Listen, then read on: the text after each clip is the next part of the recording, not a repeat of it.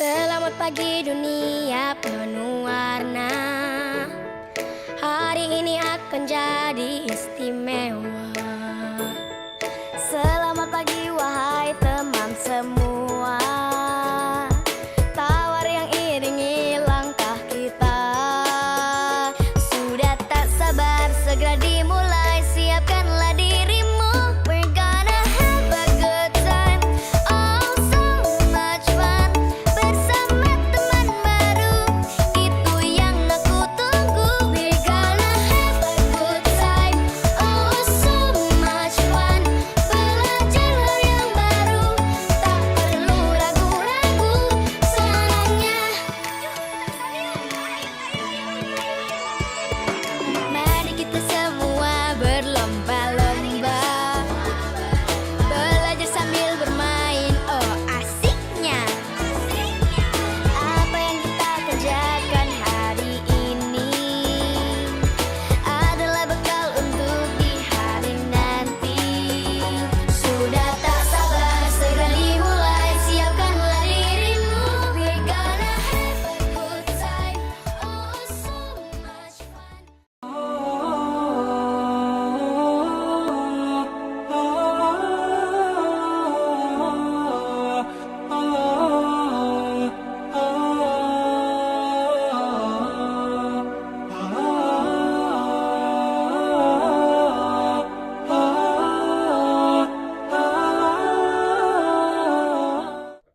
Assalamualaikum warahmatullahi wabarakatuh.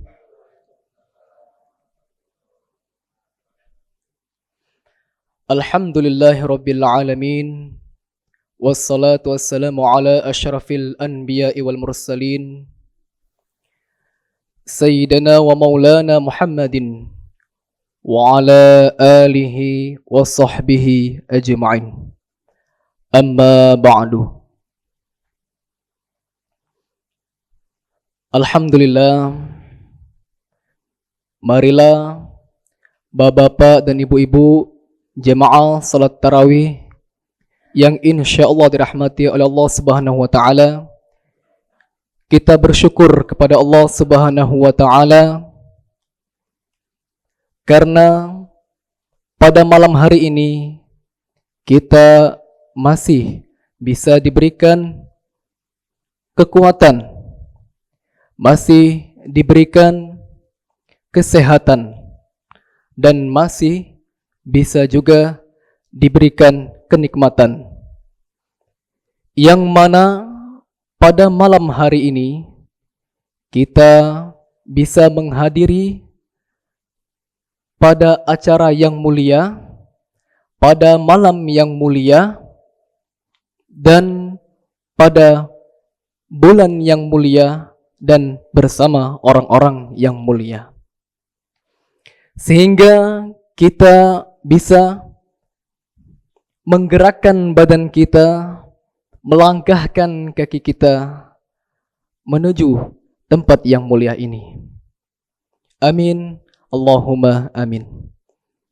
Mudah-mudahan kita yang hadir pada malam hari ini menjadi isyarahnya kelak berkumpul di surganya Allah Subhanahu wa taala. Amin Allahumma amin Allahumma amin amin ya rabbal alamin. Salawat beriringkan salam tak lupa kita curahkan kepada junjungan, tauladan, dan rahmat bagi seluruh alam, Nabi pemimpin umat. Siapa lagi kalau bukan baginda Nabi besar kita, Nabi Muhammad sallallahu alaihi wasallam. Semoga kita semua yang hadir pada malam hari ini mendapatkan syafaatnya di yaumil akhir nanti. Amin Allahumma amin Allahumma amin amin ya rabbal alamin. Bapak Ibu jemaah salat tarawih yang insyaallah dirahmati oleh Allah Subhanahu wa taala. Di sini Al-Faqir izin menyampaikan kultum yang berjudul puasa sebagai ruhiyah. Yang mana puasa hikmah sebagai ruhiyah ada 3 kategori. Yang pertama ada puasa hikmah sebagai jasmaniyah. Dan yang kedua ada puasa sebagai ijtimaiyah. Dan yang ketiga puasa sebagai ruhiyah. Di sini Al-Faqir izin menyampaikan atau fokus ke hikmah puasa sebagai ruhiyah. Karena keterbatasan waktu kita untuk menyampaikan 3 kategori ini hanya fokus kepada sebagai hikmah puasa sebagai ruhiyah.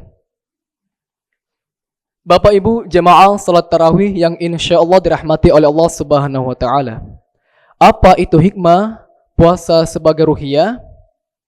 Yang pertama, Bapak dan Ibu jemaah sekalian, yaitu adalah melatih keikhlasan. Kita puasa ini harus ikhlas. Karena kita puasa di bulan Ramadan ini, kita menahan lapar, menahan haus. Kita harus ikhlas agar mendapatkan pahala dari Allah Subhanahu wa taala. Karena dalam sebuah hadis yang berbunyi, "Man shoma Ramadan imanan wahtisaban ghufira lahu ma taqaddama min dzanbihi." Barang siapa berpuasa di bulan Ramadan karena landasan iman dan mengharapkan pahala dari Allah, maka akan diampuni dosa-dosanya yang telah lalu. Hadis riwayat Bukhari dan Muslim. Ini makna puasa sebagai ruhiyah, melatih keikhlasan kita. Karena seperti contoh, seperti ibadah salat, zikir, dan haji, itu kan mengerjakan sesuatu. Sedangkan kalau puasa, meninggalkan sesuatu. Jadi tidak ada niat kita untuk bersifat riya. Beda, kalau mengerjakan sesuatu, itu masih ada kita bersifat riya. Karena dipandang alim, dipandang taat beragama, atau dipandang soleh untuk yang kaum laki-laki, sedangkan yang perempuan dianggap kaum solehah. Nah, sedangkan kalau puasa berarti dia meninggalkan sesuatu, jadi tidak ada unsur untuk bersifat riya. Di sini maknanya melatih keikhlasan. Lalu selanjutnya, hikmah puasa ruhiyah melatih kesabaran. Bapak Ibu jemaah salat tarawih yang insyaallah dirahmati oleh Allah Subhanahu wa taala. Melatih sabar, kita menahan lapar, menahan haus, Pak, Bu, menahan lapar dan menahan haus dari terbitnya fajar hingga terbenamnya matahari. Dari suara azan ditabuh atau dikumandangkan, atau suara maghrib ditabuh dengan beduk, kita masih menunggu berbuka puasa. Ini melatih kesabaran kita. Karena kalau kita hidup ini Pak sebenarnya gampang dan tenang kalau kita sabar. Menjalani perintah Allah dan menjauhi larangan-larangan Allah Subhanahu wa taala. Hidup ini simple kalau kita menjalani perintah Allah dan menjauhi larangan-larangan yang diberikan oleh Allah kepada kita. Karena kalau kita bersabar, maka sampai menunggu waktu azan maghrib dikumandangkan, maka kita merasa gembira kalau sudah suara azan dikumandangkan untuk niat berbuka atau berbuka, melaksanakan berbuka. Dalam sebuah hadis lis-shaimi farhatani, farhatun 'inda fitrihi wa farhatun 'inda liqa'i rabbih. Ada dua kegembiraan bagi orang yang berbuka. Yang pertama, dia merasakan kenikmatan ketika dihidangkan berbuka. Dan yang kedua, bertemu dengan Tuhannya atau Sang Pencipta, yaitu Allah Subhanahu wa taala. Ini yang dimaksud puasa sebagai ruhiyah, melatih kesabaran kita. Selanjutnya, yang terakhir adalah puasa sebagai syukur. Bapak Ibu jemaah salat tarawih yang insyaallah dirahmati oleh Allah Subhanahu wa taala.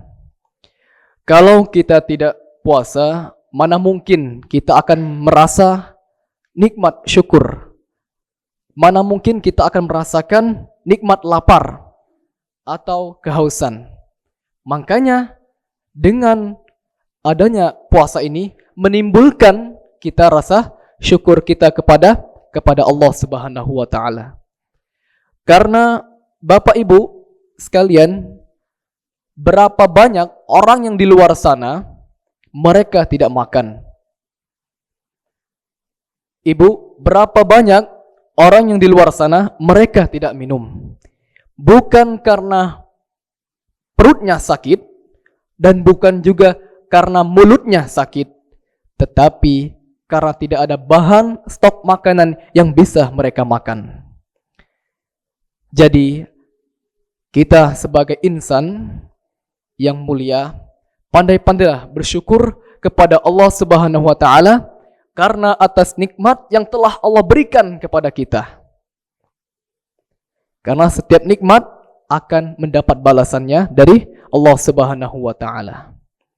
Mudah-mudahan kita semua yang hadir pada malam hari ini menjadi insan yang mulia, yang pandai-pandai bersyukur atas segala nikmat yang telah Allah berikan kepada kita, atau segala nikmat yang telah Allah titipkan kepada kita. Mungkin cukup sekian kultum singkat yang bisa kami sampaikan. Mohon maaf atas segala kekurangan. Kepada Allah saya mohon ampun. Wallahul mu'afiq ila aqwamil thoriq. Wassalamualaikum warahmatullahi wabarakatuh.